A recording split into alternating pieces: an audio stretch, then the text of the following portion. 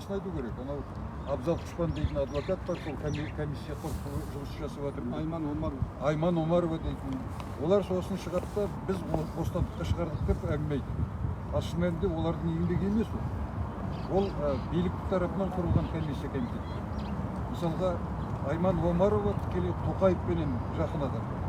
Сонымен танысып, баяғыдан араласып жүр.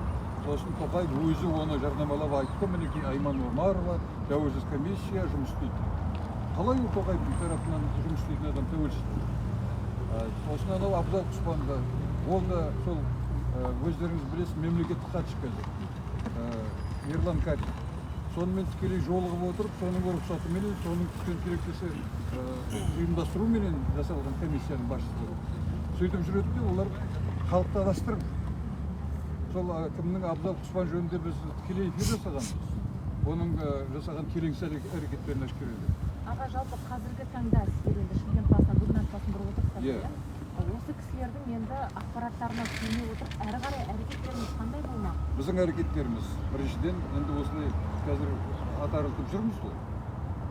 Кеше Таразда болсақ, бүгін Шымкентте, одан әрі қарай тағы да негізінен жаңағы атыс болған, адам өлімі болған қалаларға, елді мекендерге барамыз. Сонда осы сияқты халықпенен тікелей жолығып көзбе-көз. Олардың куәліктерін аламыз. Мүмкін болса әртүрлі құжаттар тағы басқа. Соны жинақтап, сосын соның барлығын біз жария қыламыз. Жария қылу арқылы тиісті орындарға жеткізіп, шындыққа жету үшін әрекет жасаймыз. Оның ішінде әсіресе біздің аса маңыз беретін мәселеміз ол халықаралық деңгейдегі әрекет. Халықаралық ұйымдарға шығамыз. Солар арқылы мына біздің қазіргі Қазақстанның өз ішінде болып жатқан келеңсіздіктерді, заңсыздықтарды, заңды аяқ астына таптап жатқан әрекеттерді, соның барлығын дәлелдеп, азаматтардың кінәсіз екенін дәлелдеп, ал керісінше сол айуандықтар жасап жатқандардың кінәлі екенін дәлелдеп. Нақты қазірге келетін болсақ, бүгінге дейін қанша азамат сіздердің зерттеу орталығының нәтижесінде бостандыққа шықты? Біздің зерттеу орталығының нәтижесінде бостандыққа шықты деп біз айтпаймыз. Олар бостандыққа шықса, нақты өздерінің адвокаттарының еңбегінің нәтижесінде шығады. Біз Абзал Құшпан, Айман Омаров сияқты біз шығардық демейміз. Біздікі жаңағы жинақтау фактілерді айттым ғой. Зерттейміз. Зерттеп, шындықты ашу. Мысалға айталық, ол жасырын емес. Қазір мына халықтың арасында бәрі де біліп отыр. Мәселен, президент Тоқаев айтты. Біздің елімізге Орта Азиялық бір қаладан 20 мың терроршы келіп, Алматыға шабуыл жасап, әртүрлі қылмыстар жасатты. Ұшып келген деді, ұшып келіп, қылмыстар жасап, ұшып кетті деді. Міне осыны біріншіден Тоқаев дәлелдесін. Міне соны талап етеміз. Ол әрине мына заңсыздық жайлаған Қазақстанда дәлелдеу мүмкін емес ол халықаралық деңгейде дәлелденетін нәрсе. Сол үшін ең алдыменен мына болып жатқан озбырлыққа, әртүрлі қылмыстарға, адам өліміне, азаптауларға бәріне жауап беретін Тоқаев, естеріңізде болсын. Өйткені соның бұйрығымен басталды. Айтты ғой, көздеп ескерусіз атын берді. Содан бәрін жаппай атты. Соның арасында біз өзіміз білеміз қазір фактілерді. 3 жасар нәресте тікелей атқан оқтан өлді ғой. Сосын сәбиін емізіп отырған ана, сол емізіп отырған қалпы оққа ұшты. Әйтпесе, машинамен келе жатырған ата-ана жасөспірім қызымен бірге машинаның ішінде опат болып кетті. Осының барлығы не? Террористер ме? Жоқ. Қазір мына қаза болғандардың басым көпшілігі бейбіт халық. Жаңағыдай қылмысты бұйрықтың нәтижесінде президенттің берген қаза болғандар бар. Ол үшін ең алдыменен біздің билік ең алдыменен Тоқаевтың өз жауап беруі керек. Міне біз осыған осы талапты қоямыз және соны талаптың орындалуына күш саламыз. Ең алдыменен бүкіл жобаланға, бүкіл қылмысқа, мынау қанға, қирау, өртеу барлығына жауап беретін біздің билік. Өйткені алаңға шыққан халықтың ешқайсысы ондайға араласқан жоқ. Барлығы да бейбіт шеруге шықты, бейбіт әрекетте болды. Мен өзім алаңда болдым. Жасым 73-те мен. Сонда алаңда болып, мен өзім сол бейбіт митингтің штабын басқардым. Қаға кетті? Сонда көрдім, мен көбін, тірі көбін. Онда болған, алаңда болған адамдар ешқайсысы бүліншілікке қосылды. Барлығы да тек қана бейбіт талаптармен бейбіт шеруге шықты. Болды. Аға, менде тағы бір сұрақ. Бұл жазылып жатыр. Орталықтарыңыздың жалпы арнайы сайты бар ма, әлеуметтік желі ма, қай жақта жариялайсыздар? Біз бұны қазір ғана құрылып жұмысқа кірісіп жатырмыз. Сондықтан біз қазіргі негізгі мақсатымыз тезірек уақытты ізін суытпай, осы оқиғалардың ізімен жүріп отырып, осылай куәліктерді жинап алу, фактілерді жинап алу, материалдарды жинап алу. Өйткені уақыт өткен сайын ол көмескілене береді. Білесіздер, уақыт мүжіп жеп қояды. Иә, темірді қызған кезінде соғу керек. Сол себептен ол ешқайда қашпайды. Біз өзі онсыз да тікелей эфирге шығарып жатырмыз. Әлеуметтік желілерде, сосын ютубта бар. Соларға шығарып жатырмыз, түсіріліп жатыр. Және бұл банк ретінде жинақталып жатыр. Олардың барлығы да еш уақытта ешқайда кетпейді. Кәдеге сақ. Сондықтан біз оны уақыт келгенде керек болса жаңағыдай бір шығарып, солардың құзырына беріп, солар сол нақты дәлелдердің нәтижесінде біріншіден биліктің кінәлі екенін, ал мынау керісінше олардың ұстап террорист деп отырған адамдардың кінәсі екенін дәлелдейміз. Бұл мәселе мынада, 20 мың террорист қайда? Жоқ. Ал енді соны бар қылып көрсету үшін бейкүнә адамдарды ұстап, қинап, азаптап террорист қылып жатыр бұлар. Міне террористер дегісі келіп. Ал шын мәнінде олардың ешқайсы террорист емес. Қолдан жасалған бұл да қылмыс. Бейбіт адамды, бейкүнә адамды террорист қылып шығару, азаптау арқылы. Ол қылмыс. Ешбір заңда айтылмаған адамның қылмысын азаптау арқылы, қорлау арқылы дәлелдеу керек деген ондай бап жоқ. Дәлелдесе тек фактіменен дәлелдеу керек. Видеоға түсті ме жаңағы біреуді ұрып соғып атқаны, бірдемені өртеп атқаны, қиратып атқаны, тағы басқа, соны көрсетсін. Болмаса сондай нақты ешқандай бұлтарсыз куәлер бар ма жаңағы қылмыс жасаған адамдар жөнінде. Міне сол нелер арқылы ғана ол дәлелдену мүмкін, а басқа дәлел болу мүмкін емес. А бұл бізде болып жатқан жаппай заңсыздық бар. Міне осыған тосқауыл қою үшін, осыны тоқтатып, бейкүнә адамдарды құтқарып алу үшін жүрміз. Біздің мақсатымыз осы. Террористер ұшып кеткен болса, неғып онда қарапайым халықты неде ұстап отыр? Түрмеде ұстап отыр? Қарындасым берген, мына кісі біздің осы оңтүстіктен белсендісі. Мен бір тұрғыннан алуым керек болып тұр да, именно несі, кім, балаңыз, күйеу. Именно жаңа дәлеліңіз бар ма, иә? Мен ұстап тұрамын, сіз сұраққа. Аты жөніңіз?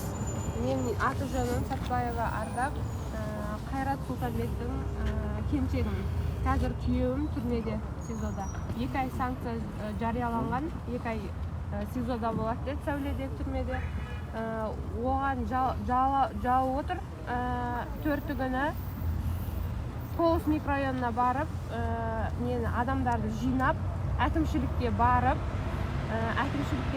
әкімшілікті жарып, көрмені өртеп, қолына қару алып, полицияларға соққыға жықты деп жала жауып тұр. Ол өтірік. 4 күні біз үйде болдық. Оған куәгерлеріміз де бар. Ол куәгерлеріміз сотқа да кіргізбеді. 5 күні күйеуім екеуміз жұмысқа шықтық. Кешке жақын барып көрген күйеуім. Көрген кезде газбен улап жатыр. Мен айттым, жақындама ол жаққа. Қаттандай оружие Алматыда көрсетті интернеттен асып жатыр, жарылыс болып жатыр. Ондай болатын болса жақындама. Мен өзім екіқабатпын. Мен уайымдатпа дедім, жарайды деп. Сосын сол жаққа барған, су бар емес, сондай шашқан адамдарға газбен улаған. Сосын граната шу ма? Светошумовая граната. Сонымен сондай лақтырып атқан. Сосын ол жаққа жақындауға қорыққан. Тура алдында тұрған бір балаға жүрегіне оқ тиген. Сөйтіп ол қатты шошқанда, сосын ана балаға көмек көрсеткенде, ана бала сол жерде қайтыс болған. Сосын барып, маған звондады. Мен қазір саған барам, деді. Сосын тыныштық па дегеннен бәрі жақсы ма деген, иә деді да, сөйтті да. Келді, келген кезде осындай болды деп айтып беріп жатыр жағдайды. 7-сі күні біздің үйге обыск жасап, күйеуімді алып кетті. Не тапты обыск жасағанда? Ештеңке тапқан жоқ. Бір зат тапса мейлі ғой. Онда ештеңке Видеоға түсіп қалды ма? Не себепті? Не мотив? Ештеңке түсіндірмеді ма? Ештеңке түсіндірмеді. Видео бар деді. Видео көрсет. Біз 4 күн үйде болдық деп жатырық та. 4 күн үйде болдық. Ол мирный митинг болған еді ғой ол кезде.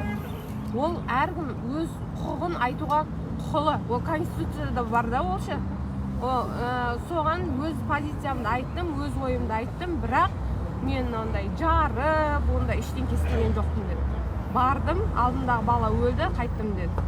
7-сі күні обыск жасады, үйден ештеңке таппады, сөйтіп алып кетті. қазір СИЗОда жатыр, 1 айдан асты. Республиканский прокуратураға біз өтініш жаздық, тезірек нені қараңыз, деласын қарасын дедік та. Сөйткен едік, 6 ай или болмаса 1 жыл деп бізге жазбаша түрде бердік қағаз. Кеше мен адвокаттан оқыдым, мен оны барлық жерге жариялаймын. Оны үйтіп 6 ай 1 жыл, мен өзім қазір 2 қабатпын. Мамасы болса күніге давлениесі көтеріліп отыр. Үлкен қарт кісі, бір жағдай болса кім жауап береді осының бәріне? Террористері келіп тал, неге ұшып кетпейді? Ұшып кетті тал. Енді қарапайым халықты қорлап отыр түрмеде. Көріп отыр интернетте, бәрі көріп отыр ғой. Күйеуіңіз қай жерде жұмыс істейді? Күйеуім өзі кәсіпкер. Қайрат. Orada basın емес пе? Иә. Неше бала шағаңыз? Бала шағамыз жоқ, алдында да тастап қойғам, переживай келдім. Қанша қазір? Қазір 5 айдан асты. Мынау 4 күні қасымда болды деп жатырсыз ғой. Оған Куәгерлеріңіз бар, бар. сотқа кіргізбеді деп отырсыз. Кіргізбеді сотқа. Мынау сәуледегі қандай айып тағылып отыр, қандай статьямен? 4-5 статья іліп тастаған, бұзақылық, оружие алып қолына, соққыға жықты. Терроризм деген статья жоқ қой? Терроризм, оны білмеймін, терроризм. Бірақ нені көрмені жарды, оны нені өртеді деп тұр. Көрмені өртеді, әкімшілікті жарды деп тұр. Видеода ешқандай күйеуіңіз ондай әрекеттерге бармаған, сенімдісіз. Сенімді. Дәлел бар сізде? Күні бар. Дәлеліміз де бар. Куәгерлеріміз де бар. 4 күні үйде болғанымшы. 4-нен 5-не алған күні сағат 2-де деп берген. Негізгі жаңа неде солай жазылған? Иә, солай жазылған. 4-нен 5-не алған күні үйде болған. Сіздің күйеуіңізді ұрып, азаптап, осына мойындату деген сияқты күйеуіңіздің сондай ақпараттар болды ма? Жоқ, мен сразу оны үйден алып, обыск жасап алып кеткен кезде артынан сразу бардым да, и адвокат жалдадым сразу. Содан кейін ба ұрмады. Мен адвокат сразу жалдап жүгіріп жүргеннен кейін ұрмады. Адвокатты ақылы түрде жалдадыңыз ғой? Иә, Мемлекеттен тегін көмек болған жоқ. Жоқ, болған жоқ. Өзім ақылы. Жасыңыз нешеде? Жасым 31-де. Видеоны бересіз? Бәке, мына сіздің белсенді адам olsun. Аға, бізге анау шектеулі Болды. Бәке, прямо бізге барамыз. Айта беріңіз бәке. Мына жаққа айта берсеңіз мына жаққа. Мына жаққа менің соткам айта берсеңіз. Бүгін Прямойға шықтық қой. Атажұрт қоғамдық қор және де Алматыдан нағыз Атажұрттан келген мынау Бекзат Мақсұтхан, елімізге белгілі саясаткер, өткен ғасырдан бері 86 жылдан бері келе жатқан Жасар Алпаншы ағаларымызға үлкен рахмет дейміз. Өйткені мынау шынын айтқанда елімізде бұрын соңды болмаған Вышинский Совет үкіметі кезінде білесіздер, халқымыздың 90%-ын елдің қаймақтарын 99%-ын жойған Вышинский, Ежо Берияның жүйесінен де асып кетті. Тіпті мына фашистік Германияның гестаподан да асып кеткен не бір азап түрлері қазір біздің түрмелерде біздің құқық қорғау органдарының тарапынан қолданылып жатыр. Тоқаев айтты, біз бәрін естеміз, біз халыққа әділетті түрде мемлекет орнатамыз. 162 семья Назарбаевтың жағында, оның туыстары, жақындары, достары, бүкіл халықтың 55%-ық елдің байлығын қолдарына ұстап отыр, тонап алған, заңсыз тонап алған, жекешелендіріп алған деп жер жүзін айқай салып отыр. Ал бірақ біздің жаңағыдегі мынау түрмелерде біздің азаматтарымызды азапталып жатыр. Жаңа менің алдымдағы кісілер, әріптестерім айтып кетті ғой, 20 мың террорист келіп, 20 мың террорист ұшып кетсе, онда халықтың не қатысы бар ол жерде? Халық не үшін ұстап отыр? Сондықтан да мындай ойынды қою керек. Мемлекетті басқардың ба, мемлекет басқару алаңы ол таңы би алаңы емес. Сондықтан да айтқан сөзге адам деген өзінің сөзіне еге болу керек. Сондықтан да мына жерде ешқандай да мынау жас балалар, кәмелетке жетпегендерді және де көшеден көрінген адамды ұстап алып қамауды және азаптауды тоқтатып тез арада шығару керек. Біріншіден реформа жасайсың ба? Реформа жасайын дедің, жаса. Неменеге отырсың? Қолда биліктің бәрі бар. Ал және де мына саботажниктердің бәрін құрту керек биліктен. Ген прокурор немен үшін ұстап отыр? Ішкі істер министрі немен үшін ұстап отыр? Назарбаевтың саясатын жүргізіп отқандар қазір Тоқаевқа қарсы олар тірлік жасап жатыр. Ал Тоқаев мықты адам екенсің сен. Онда неге осының бәрін істемейсіз? деп айтқан еді. Ал олар Сондықтан да мына жерде мынандай сөз бейді мынау қою керек. Басқарасың ба елді, басқар дұрыстап. Халықпен ақылдасып істеп, егер осы халыққа қарсы бет бұрсап, халық сені қолдайды. Ал егер Назарбаевтың бұрынғы құйыршықтарына сеніп, солармен ымыраға келсек, онда құрдым дей бер. Гага сотынан бір ақшасындар бәрі шеттерінен. Өйткені мынандай қылмыс, мынандай арамдық, аярлық, мұндай өзімізге қазаққа қарсы істелінбеген бұрын соңды. Жарайды ол, Совет үкіметі болсын, отаршыл жүйе болсын, бұрынғы жаңағыдегі большевиктер басқарған, адами жаңағы келбеттен айырылған большевиктік, фашистік жүйе емес. Мынау Қазақстанның, тәуелсіз Қазақстанның соңғы 30 жылдығында мынандай халықты қырып салып, бейбіт халықты, және де олардың жас балаларымызды түрмеде азаптау деген сұмдықты қою керек. Кім келді? Кім саған 20 мың адам, 20 мың террорист келді деп айтты? Неге соны жазыламайсың? Неге айтпайсың соны? Мынау мені алдады, мына иттің баласы деп. Мынау алдады мені. Міне осы. Мені подставить етті деп неғып айтпайды? Қай қазақта қару жарақ бар, қай қазақтың баласы. Кім ол жаңағы террорист? Снайпермен неге жаңағыдегі біздің именно бастан жүректен атылады? Жастарым. Неге 4 жасар қыз атылады? Неге емізулі сәби немізіп отырған ана атылады? Кім бұны істеген? Мынау мықты органдар болса, осыны анықтап халыққа айтсын. Халықпен тікелей қазір аптасына 3 рет сөйлесуің керек, Тоқаев мырза. Сен жаңағыдегі подтышка анау мынау дегендерін қой ондай жаңағы шпионский жаңағы қылықтарыңды. Сен Совет үкіметі кезіндегі жаңағы дипломат және де разведчик емессің сен. Қазір елді басқарып отырсың. Сен үлкен жауапкершілік. Бір отбасының басы, семья басшысының бүкіл игілік болуы Құран кітаптарда да барлық жаңағы діни кітаптарда жазылған. Ал ел басқарып отырған сол елдің құмырсқасына шейін жауап береді. Сондықтан да мына сенің әрбір қимылың халық көріп отыр. Кешегі біздің қазақ халқы қазір сонау декабрьдегі қазақ емес. Қазір мүлдем рух оянған халық. Қазақ халық ешкімнен де қорықпайды. Сенен қорықпайды. Назарбаев сияқты тірелерден қорықпайды. Оққа қарсы жүгірген көрдің кеше. Оқтан да қорықпайды, ажалдан да қорықпайды. Содан өліп кетті бәрі. Өз ба? Сондықтан да жаным арымның садағасы. Арым малым жанымның садағасы, жаным арым садағасы деген қазақпыз. Сондықтан да мына биялаңда жүр, тайраңдауларды қойыңдар. Мынау жұмыс істемейтін, мемлекет жұмыс істемейтін. Иттің балдары құрдыңдар, біз оларға салық төлеп асырауға міндеттемесіз. Есек бастарды. Ашығын айту керек, онсыз тура солай. Мен әрбір сөзіме жауап берем. Сондықтан да елді басқарыңдар. Мына халық ақымақ емес. Мемлекетте құқық бар. Мемлекет государство право дейді. Сонда біз өзіміздің өкілеттігімізді сендерге бердік. Мемлекет басқару құқығын, қоғамдық тәртіпті сақтау, сыртқы қауіпсіздікті, ішкі қауіпсіздікті басқарды бердік. Және де салық төлеп сендерді ұстап отырмыз. Біз неменеге ұстаймыз сендерді? Мысықта тышқан ауламаса қуып жібереді ғой. Бұл соңғы ескерту. Бұл менің емес, мен халықтың сөзі.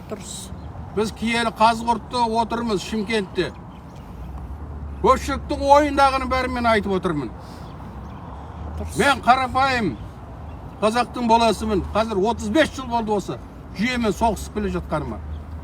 Жеңісімізден жеңілісіміз көп, бірақ біз бәрі жеңеміз. Құдай қаласа. Сондықтан да Тоқаев мырза, басқарасын ба, тез реформа жаса. Уақыт күтпейді. Уақыт қазір бір күнде, бір сағатта, бір күнде, бір жылдық оқиғалар өтіп жатыр. Біз ғасыр тоғысын көрген халықпыз. Біз кеше соғыс көрген шалдардан туылғанбыз. Біз баяғы 90-шы жылдар, 86-шы жылдар ант бергенбіз. Осы Қазақстан тәуелсіз қалмай тоқтамаймыз. Оны Шымкенттің балдары әлі бар, көздері тірі. Сондықтан да жігіттер, ел, халқымыз, енді біз ұйықтайтын кезден өттік. Енді біз мына биліктен талап етеміз. Тезірек реформа, болмаса кет. Басқа айтатынымыз сөз жоқ. Бесбек Байжанов. 1986 жылдан саясатпен айналысып жатырмын. Қазақстанда бір бетбұрыс деген 88 жылы ұйым құрдық. Ол кейін азаттық қозғалысының слияние жасадық. Азаттық қозғалысының кейін төрағасы болдым осында. Одан кейін Халық Конгресс партиясын біз Олжас Мұхтар бастаған 91 жылы құрғанбыз. Мінекей содан бері әлі де саясатпен келе жатырмын. Құдай қаласа енді мынау Қазақстанда әділеттілік пен шындық жеті қасиет орнағанша мен енді қайтпаймын. Осы өмірде, өмірімнің ақырына дейін, соңғы сәтіме дейін осы арамдықпен күресіп келе жатырмын, арамдық күресеміз. Осы жолда 5 рет жолдан қалған, мен ешкімнен қорықпаймын. Тем более Тоқаев сенен. Болды мен айтарым. Мына қаңтарда қырғында бізді қаншалаған бауырларымыз жазықсыз оққа ұшты. Денсаулығынан айырылып мүгедек болып қалды. Әлі де қиналып түрмелерде азап көріп жатыр. Бірақ біз көпшілікке айтатыным, кеше де айттым, Тараздың халқына да айттым. Бүгін сіздерге де айтам, жыламаңдар, сықтамаңдар. Жыламаңдар. Біз олай бос халық емеспіз. Біз тек күресеміз. Белді бекем буыңдар, күресеміз. Біз күресу арқылы әділдікке жетеміз. Біздің әрбір бауырымызды кінәсіз ба шығарып аламыз. Жаңағы олар террорист емес. Олар ешқайсы қылмысты емес. Арандатқан адамдар бар, оны біз біліп отырмыз. Және арандатқан адамдар олар біреулердің ұйымдастыруменен, биліктегі адамдардың ұйымдастыруымен болды деп ойлаймыз. Сондықтан жай халық кінәсіз. Кінәсіз халықты ол жерде барып қинап, денсаулығын айырып, ол қылмыс. Сондықтан біз жыламаймыз, біз жыламайық. Біз тек қана күресейік. Сіздерге де айтарым, жыламаңыздар. Жыламаңыздар, Алла бізді жылатпасын, жыламаймыз. Күресіңдер тек қана. Өйткені сіздердің туыстарыңыз, Құдай біледі ғой, қылмыссыз. Ол сонымен бірге тағы да айтып кетемін. Келісімге келмеңіздер. Туыстарыңыздың қылмыссыз екеніне сенімдісіздер ма? Сенімдіміз. Келісімге келмеңіздер. Өтіріктен бірінде сода осы орайдан пайдаланып оңбағандар, жаңағы полиция болсын, ішінде бір алаяқ адвокаттар болсын, немесе прокурорлар болсын, ақша жасауы мүмкін. Оған келіспеңдер, ешқандай тиым бермеңдер. Жоқ қой, ақшамызда жоқ қой. Сендерге жаны ашығансып, мен сендердің жаңағы таққан айыпты жеңілдетіп берейін, немесе айыпты алғызып тастайын, немесе үйге жіберейін, үйден өтесің қылмысын деген сияқты келіспеңіздер. Себебі көп осында қазір ұсталып жатқан адамдардың көбі жас балалар. Олардың өмірі алдыда. Егер олар сіз келіссеңіздер, олар қылмысты болған болады, қылмысты мойындаған болады де, келешекте сол алдынан шығады да тұрады, бұрын сотталған деп. Ол келешегін әсер етеді. Сондықтан соңына дейін шыдаңыздар. Bir gün balamdı bir gün burun çıkarıp alam, nemese kuyuğumdu bir gün burun çıkarıp alam demеңіздер. Kınasız qıp, tap-таза qıp çıkarıp almamız gerek, bарлығымыз жабылып. Сол үшін күресейік. Және ме біз сіздермен біргеміз. Міне біздің Жасар ағамыз басшылық етіп тұрған қаңтар қырғын зерттеу орталығы арнаулы түрде осымен айналысады. Біз қолымыздан келгенінше көмектесеміз. Соңға дейін осы бауырларымыздың барлығын шығарып алғанша көмектесеміз. Соған дейін табанды болыңыздар. Сосын бір айтатын мәселе. Тақаласа. Біз енді жаңа айттық қой. Осы бірінші сапарымыз біздің қаңтар қырғын зерттеу орталығының бірінші сапары. Кеше Таразда болдық, бүгін Шымкентте мінекей орталарымызда тұрмыз. Сонда бір үлкен кемшілікті байқадық.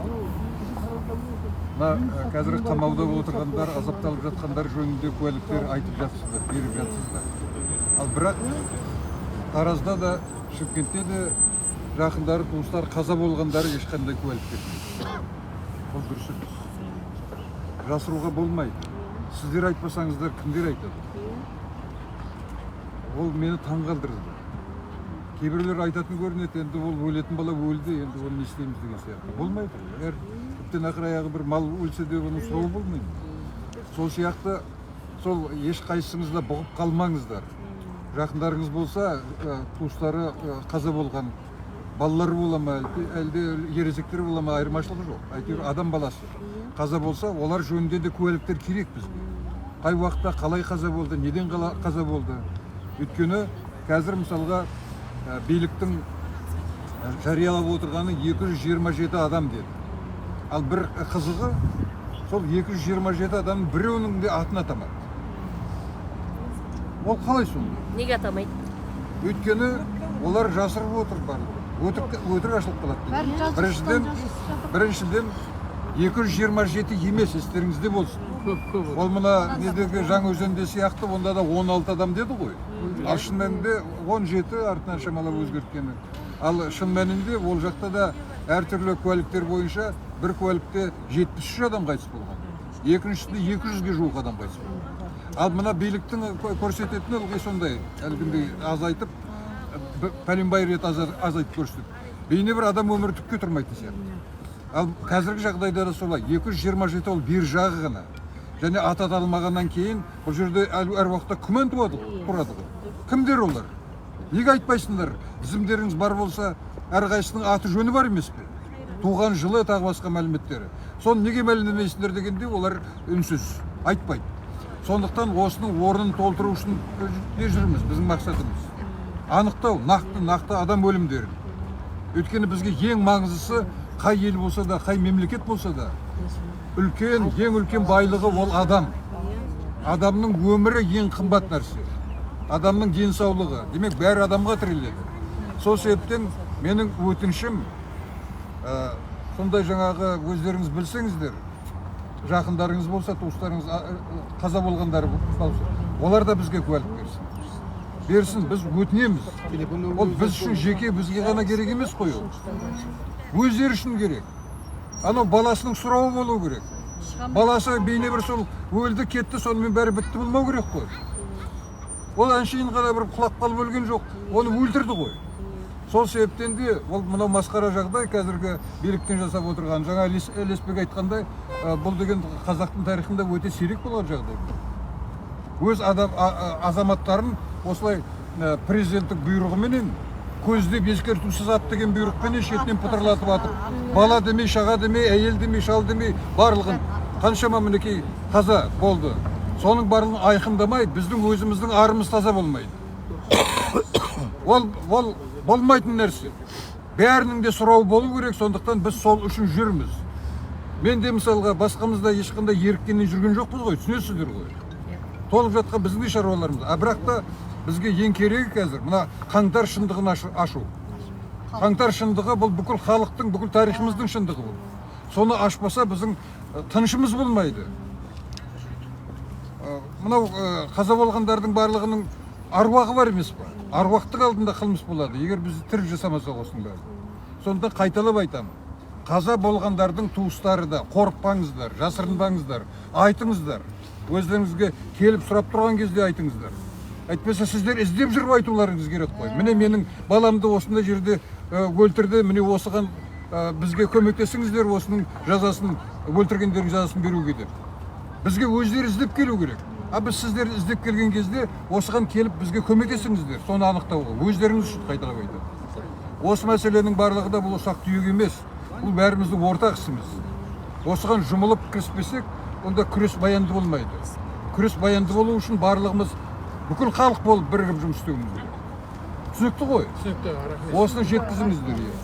Ол айта берсе әрине әңгіме көп, бірақ енді тоқ етерін айтқан кезде бізге мынау қаңтар қырғынының ең алдымен қаза болғандар, сосын мынау қазір азапта жатқандардың шындығы. Соларды ашып, біріншіден аруақтың алдындағы өзіміздің міндетіміз атқару. Екіншіден, анау қамауда жатқан бейкүнә өзіміздің жастарымызды, азаматтарымызды құтқарып алу. Осы екі үлкен мәселе тұр. Оның ар жағында соны жасаған билікті жазалау мәселесі ол да біздің мойнымыздағы міндет. Оны көреміз. Оның уақыты келеді. Менің айтарым осы. Мына қараңыздар да Тоқаев айтты да, не деп Тоқаев айтты да, сендер жазықсыз адамдарды босатамыз деді да, ал жазықсыз адамдарды КМБшниктер босатпай жатыр. Не себеп? Ешкім тыңдамайды ма сонда Тоқаевты? Тоқаев кім сонда? Ағайындар, Тұран даласы, Түркістан аймағы, Шымкент шаһарынан Нұрқан Сұлтанбайұлы Сәменбет. Ағайындар, мына 30 жылдық біздің жүрегімізге жасырынған, асқазанымызға жасылған запыран, 30 жылдық кек, 30 жылдық жара, 30 жылдық алдану, сол міне қаңтар оқиғасында қазақтың қанын төкті. Қазақтың жас 14 жасқа дейін, алды 3 жастан, 6 жасты, 3 жастан міне 80 жасқа дейінгі шалдары мен жастары қынадай қырылды. Біздің даламыз, қаламыз қан сасыды. Мұндай тарих қазақ тарихында болмаған оқиға мынау. Мынау біздің халқымыздың аңғалдығы. 30 жыл бір адамды біз көсем сайладық, пайғамбар сайлады. алдындағылар пайғамбар деп айтты әне жанында отырған жағымпаздар. Соныменен енді құдай деуге аз қалғанбыз. Егер 31-32 жыл болып кетсе ана билікті осы нашал, онда біз оны құдай дейтін ек, нұрғауын бол дейтін ек кешегі. Міне сондай дәрежеде сенге мынау аңқау халық, соның міне жарасы ашылды бүгін. Жанынан жарақаты мынау әлемді жаңғыртты. Қазақстан жамандық жағынан дүние бойынша бірінші болды қазір. Әлем Қазақстан десе білет. Естеріңізде болсын. Мынау 21-ші ғасыр. 21-ші ғасыр болғасын ғана сөйлеп тұрмыз. Егер бұрынғы анау ақпарат құралдар мындай барлық жабық дүние болғанда, Ілекең баяда бір жерде, Жақаң бір жерде, біз бір жерде кететін ек. Бірақ 30 жылдың ішінде біздің көсемдерімізді бәрін атты шапты. Атпаса кешегі Заманбек Нұрқадылов қайда кетті? Атпаса кешегі Алтынбек Сәрсенбаев қайда кетті? Атпаса кешегі Батырхан Дәрімбет қайда кетті? Бір елді басқаратын керемет адамдар өлді, атты шапты, қолдан істеді. Кім билікке қарсы шықса соны түнді күндіз көрді де түнде жоғалтып отырды. Мынау кешегі Сталиндің сұрқиялығынан да асып кетті. Мына үлкен теңіздердің, өте-мөте үлкен өзендердің ағысы астында болады. Ол үстіне шықса қиын, қарыз үстіне шықты. Мынау Россияның бір қазақ зерттеген орыс ғалым айтқан екен. Мына қазақта қасқырдың қаны бар бойында. Қазақ қанды көрді, енді басылмайды деген. Енді қазақ басылмайды, естеріңізде болсын. Осының тәсіріне кешегі желді анау Жаңаөзен жабылып келді. Кеше Қызылағашта қалың су тасқында халықты жасырып келді. Міне мынандай жасырмақшы. Бұдан басқа да Қазақстанда өткен 30 жылдан бергі ірі оқиғалардың барлығы жып-жылмағай жер жұтып кеткендей жоқ болып келді. Сол осы қазақтың момындығы. Bir шалға сендік. Екіншісі мынау Қоқаев деген бір шығып еді, оған сенді халық. Халық бірақ Қасым-Жомарт Тоқаев сайлаған жоқ. Ол сайламаған, тағайындалған президент. Естеріңізде болсын. Сіздер сайлаған президент жоқ.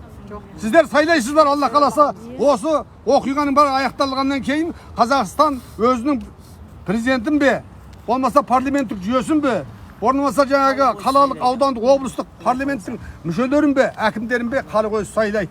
Өз көңілдегі адамдарын сайлайсыздар. Міне біздің аңқаулығымыз, міне біздің сенгіштігіміз ата-бабамыздан келген. Қазақ деген момын халық осыған сенді. Міне күні бүгінге дейін әлі онда сұрақ қойдық. Осындай адамдардың тәнін, жанын артық жазалайтын, арқасына үтік басатын, ана саусағының арасында ине тығатын осы бұйрық сіздерге кім берді? Тоқаев берді ме дегенде жауап бере алмады. Сотыңызда, прокурорыңызда, ішкі істерде жауап бере алмады. Сол үшін қаздағы прокурорда құрту керек, бас прокурорында. Ішкі істерде, ішкі істер министрінде, анау соттың да адамдар түгел өзгеру керек. Қысқасы кешегі Нұрсұлтан Назарбаевтың кезіндегі адамдар кәдірін бәрін тазаламай, Тоқаев мынал десе мынандай бір тырнақтай ғана жұмыс істей алмайсың. Бұлар тұрған кезде. Тоқаев мырза, мен саған айтып қойын, ашығын айтайын. Мен осы қазақтың баласымын оңтүстіктегі. Сондықтан ағайындар мынау енді осындай үлкен қиын ауыр жағдайда тұр халық деген. Міне кешегі біздің халықтың, біздің биліктегілердің әлі де Назарбаевтың аруағына сенетіні соншалық, мен Назарбаевты тірі деп есептемеймін. Оның аруағына сенетіні соншалық, анау Талдықорғандағы ескерткіш құлатқан кезде сендер неге құлатасың деп соның арқасында өтіп басты. Сонда кейбір адамдарды бүйіріне текті, ұрпақсыз қалдырамыз деп тебеттейді. Сендер билік құлайды депсіңдер ғой. Кәне құлағаны құламайды билік деп тұрып тебеттейді. Сонда бұл саясат деген сайқал дүние, бұл алдар саналарына сүйектеріне өтіп кеткен. Сондықтан халқымыз ояныңыздар. Жаңағы Жасарал ағамыз айтқандай, өліп кеткен, оны өліп болып кеткен туыстарыңызға төлем сұрау керек. Мыналардың әрқайсысында жатқан күніне төлем сұрау керек. Қазақстан билігі соны істеу керек. Бұл халықаралық деңгейде. Біз халықаралық Гага сотының алдына шешеді. Бұны Қазақстан тек куәгерлік жұмыстарыңызды жеткізбесеңіздер болды, фактіні берсеңіздер болды, қалған жұмысты халықаралық деңгейде шешіледі. Оны уақыт көрсетеді. Алла разы болсын. Сананың сарғайған заман. Сана тәуелсіз болмай, ел тәуелсіз болмайды. Рахмет.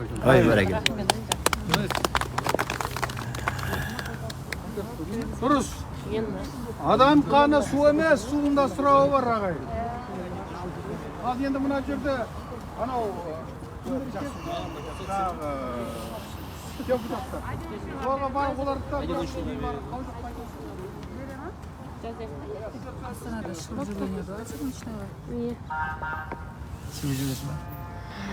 жүрсеңіз сөйлеп жібересің ба? сау болыңыздар деп па, өшірейін деп жатырмын ба? Ана жақ бітті ма сөйлеп? Бітті. Сау болыңыздар, қазақстандықтар. Bir нәрсе деп жүрсеңіз, қыдырып келіп қапсы алматтан. Не деп айтайын сендерге? самое главное, молчать нельзя. Надо говорить о своих проблемах. То, что происходило в январе, это обязательно надо говорить. Жыламаған балаға емшек те бермейді, қазақтарда айтады. Поэтому нужно говорить, заявлять о себе, и это больше окажет вам безопасности и поможет вашим близким выйти из тюрьмы и добиться справедливости. А мы будем собирать информацию и делать все для того, чтобы вам помогать. Шетелге шығарамыз информацияларды. Иә. Рахмет. Құрметті халқым, сау болыңыздар. Эфирді аяқтайын осымен. Мына жақта комитетчиктер тұр, мына жақта мына талдың артында. Мына жақта да тұр, мынаның ішіне алдында да, ненің медикердің алдында да. Біліп жүріңіздер.